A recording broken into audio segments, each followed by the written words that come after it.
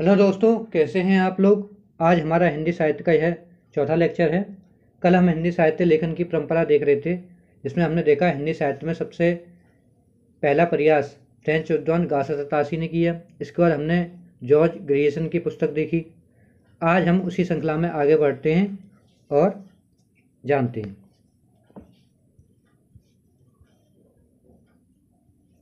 तो 1848 में मौलवी कमरुद्दीन ने तजकिस ए सुराई लिखा।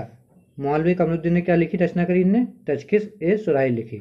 इसी तजकिस ए सुराई में इन्होंने कुल 1004 कवियों के बारे में बताया, जिसमें से हिंदी के इन्होंने 62 कवियों का उल्लेख किया है।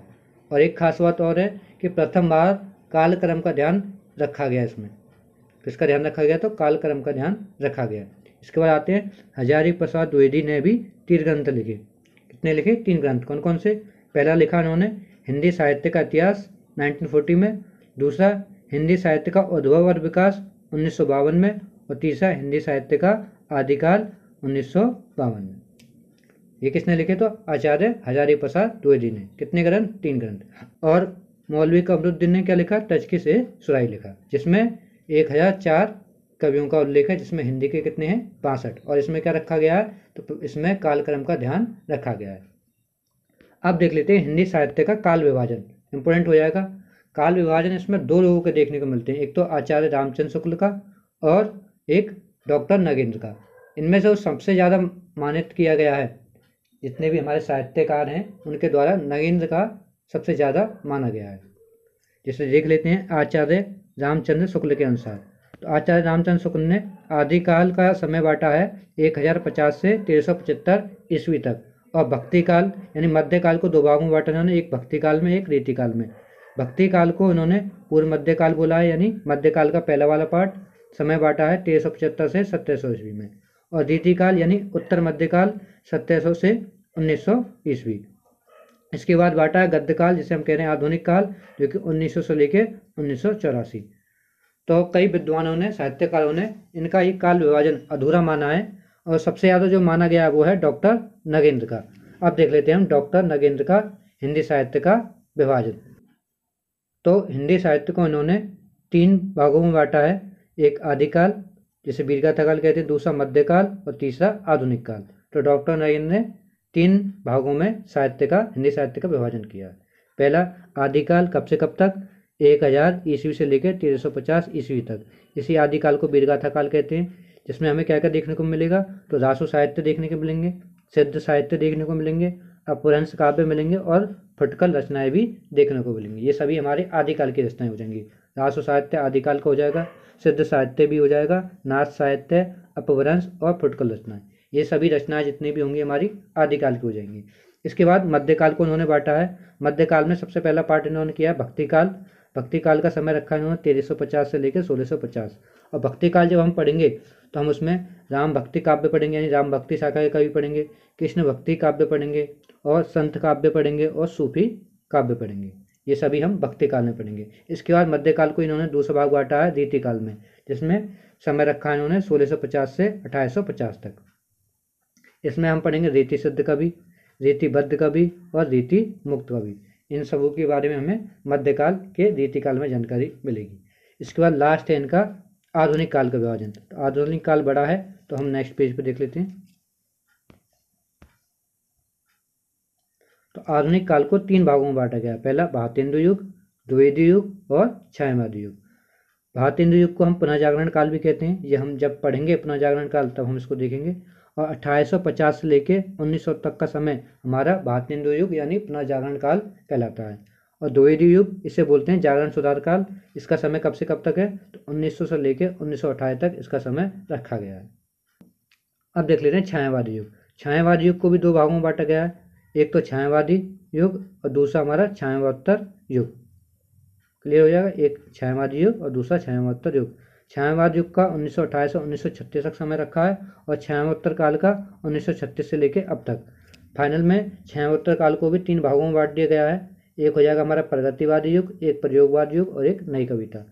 प्रगतिवादी युग में समय रखा 1936 से लेकर 1943, और प्रयोगवाद का समय है 1943 से लेकर 1953, और नई कविता 1953 से लेकर अब तक। ये हमारी नई कविता है। तो ये जो विभाजन है ये डॉक्टर नगेंद्र द्वारा साहित्य का, हिंदी साहित्य का विभाजन किया गया है। इससे पहले जो देखा था हमने वो था आचार्य रामचंद्र शुक्ल के अनुसार। इन दोनों का ही सबसे ज़्यादा वैलिड माना जाता है। अगर इनमें भी पूछ ली जाए तो हमारे डॉक्टर नगेंद्र जी के अनुसार। चलिए देख लेते हैं, आदिकाल से शुरुआत करते हैं। सबसे पहले आदिकाल पढ़ेंगे, उसके बाद मध्यकाल पढ़ेंगे, मध्यकाल में भक्तिकाल और रीतिकाल, फिर हम आधुनिक काल पे आएंगे। तो सबसे पहले हम आदिकाल पढ़ लेते हैं। तो आदिकाल के सबसे पहले नामकरण से प्रश्न कर लेते हैं। आदिकाल को आदिकाल किसने कहा? तो आचार्य हजारी प्रसाद द्विवेदी ने आदिकाल को आदिकाल कहा। आदिकाल को चारण काल किसने कहा? तो डॉक्टर ग्रियर्सन ने आदिकाल को चारण काल कहा।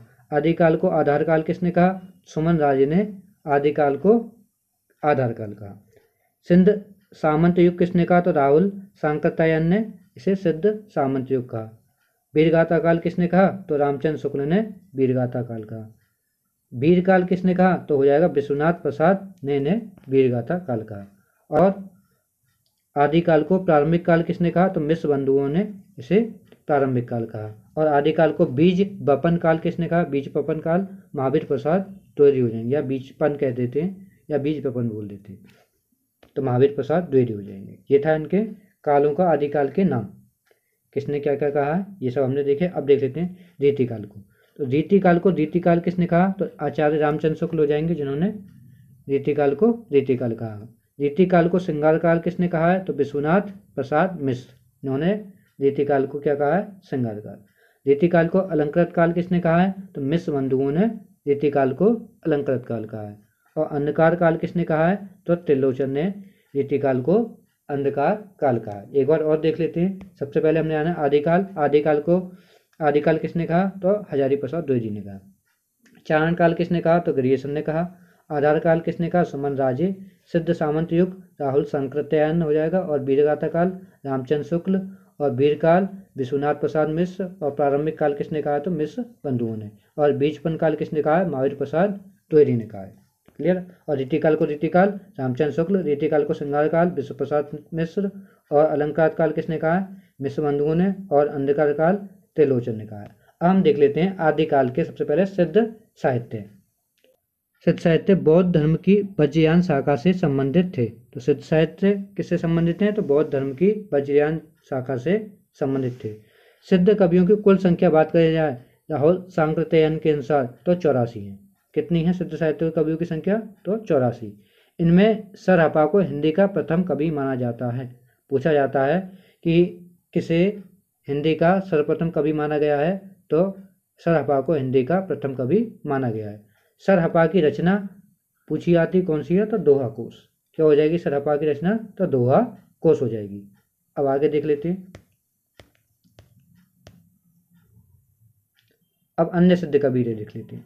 तो सिद्ध साहित्य में अन्य कवि हुए जैसे लुईपा, ढूमीपा, आदिदेवपा और चंपकपा। ये बहुत ही इंपॉर्टेंट हुए, जिसमें एक रचना है चर्यापद। और जिसके लेखक कौन है पूछे जाते हैं। चर्यापद किसकी रचना है? तो सवरपा की रचना है। और सवरपा किसके शिष्य थे? तो सर हपा के ये शिष्य थे।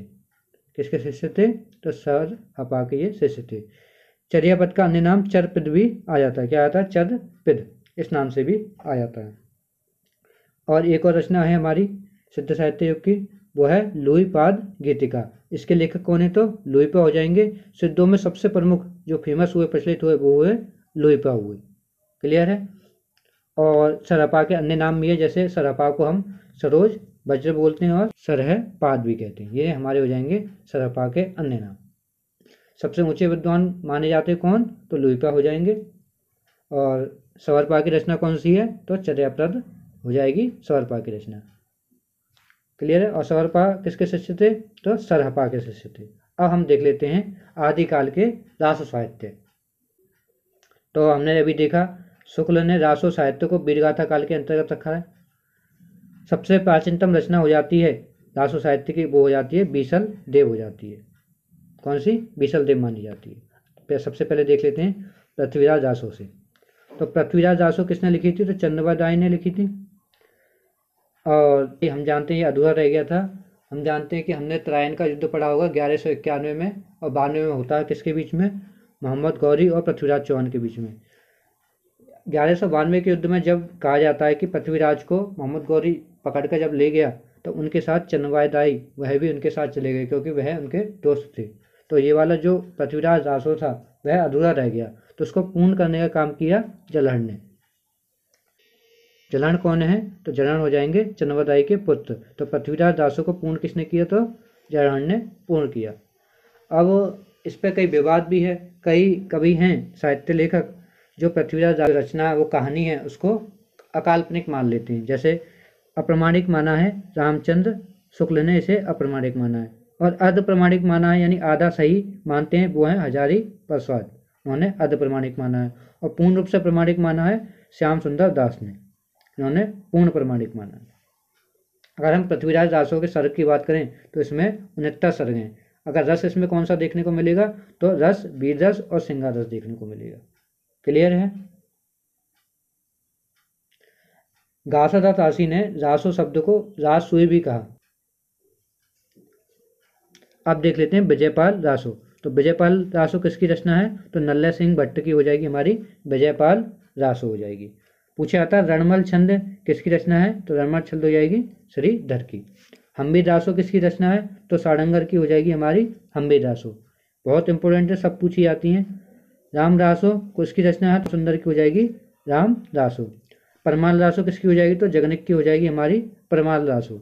इसका इंग्लिश ट्रांसलेशन किसने किया था? तो वाटरफील्ड ने इसका इंग्लिश ट्रांसलेशन किया था। इसी परमाल रासो को आलाखंड कह देते हैं। अब देख लेते हैं बीसल देव रासो, इसकी रचना किसने करी? तो नरपति नाले ने बीसल देव की रचना करी। अब खुमान रासो से हो जाएगा हमारा दलपति बेजा हो जाएगा। क्लियर है? तो एक बार रिवीजन कर लेते हैं आज हमने क्या क्या पढ़ा, फिर क्लास को करते हैं खत्म।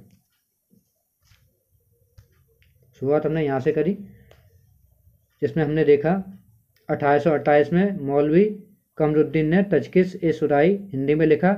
इसके बाद हमने देखा हजारी प्रसाद द्विवेदी ने 3 ग्रंथ लिखे। हिंदी साहित्य का इतिहास 1940 में, हिंदी साहित्य का उद्भव और विकास 1952 में, हिंदी साहित्य का आदिकाल 1952 में। इसके बाद हमने हिंदी साहित्य का काल विभाजन देखा रामचंद्र शुक्ल के अनुसार, जिन्होंने आदिकाल को 1050 से 1375 में बांटा, और भक्ति काल का पूर्व मध्यकाल जो कि इन्होंने 1375 से 1700 ईस्वी तक बांटा, और द्वितीय काल जिसे हम बोलते हैं उत्तर मध्यकाल 1700 से 1900 के बीच समय में बांटा, और गद्य काल जिसे आधुनिक काल कहते हैं 1900 ईस्वी से लेकर 1984 तक।